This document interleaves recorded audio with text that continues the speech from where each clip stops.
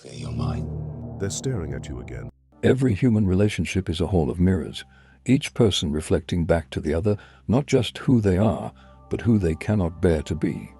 This is the dance of projection, the most complicated and unconscious choreography of human interaction, where we cast our shadows onto others and then react to our own disowned qualities as if they belong to someone else. To understand projection is to understand why we fall in love with the wrong people, why we create the enemies we claim to oppose, and why the same patterns repeat in relationship after relationship despite our conscious efforts to change. Projection begins before we even meet. We carry within us a template of the other, constructed from our shadow material, seeking someone to embody what we cannot acknowledge in ourselves. The person terrified of their own aggression unconsciously seeks aggressive partners, then complains about always attracting angry people. The individual who has disowned their neediness finds themselves surrounded by dependent others who seem to drain them. The one who cannot access their own creativity perpetually falls for artists who disappoint them. We think we are choosing partners, friends, and colleagues, but more often we are casting a play we've already written, seeking actors to play the roles of our projected shadows. The moment of projection is almost magical in its immediacy and intensity.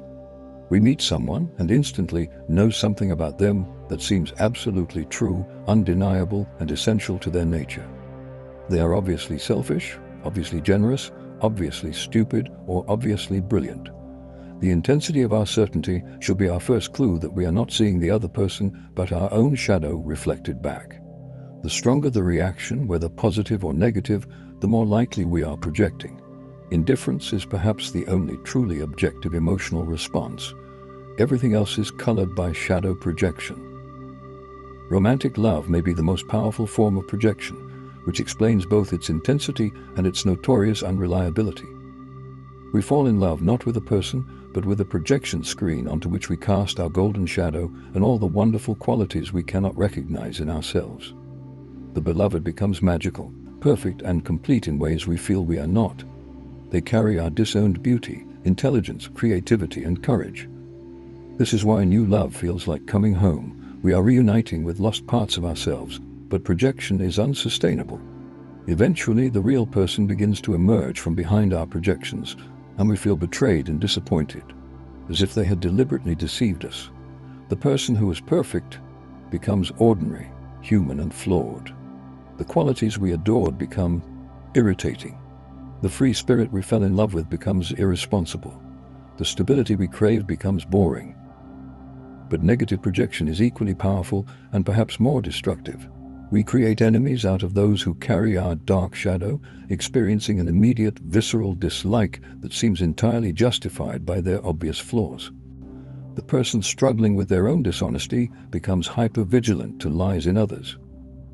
The one who has suppressed their own selfishness sees selfishness everywhere.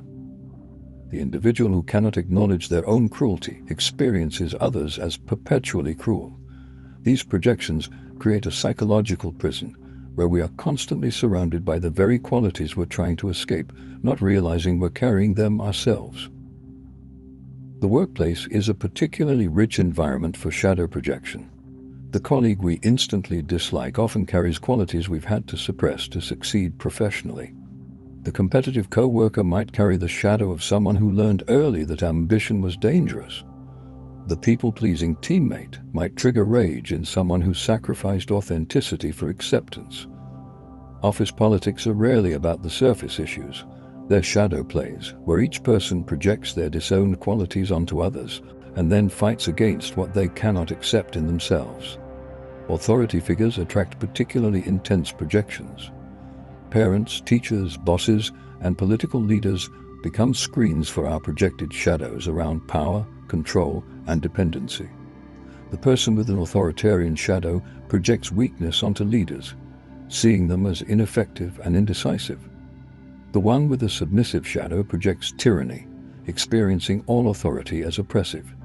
These projections explain why the same leader can be simultaneously experienced as a savior and a demon by different groups, each projecting their own shadow material onto the same figure. Cultural and racial projections operate on a collective scale, entire groups projecting their collective shadows onto other groups. The qualities a culture most denies about itself become the stereotypes it applies to others. The sexually repressed culture projects promiscuity onto another group.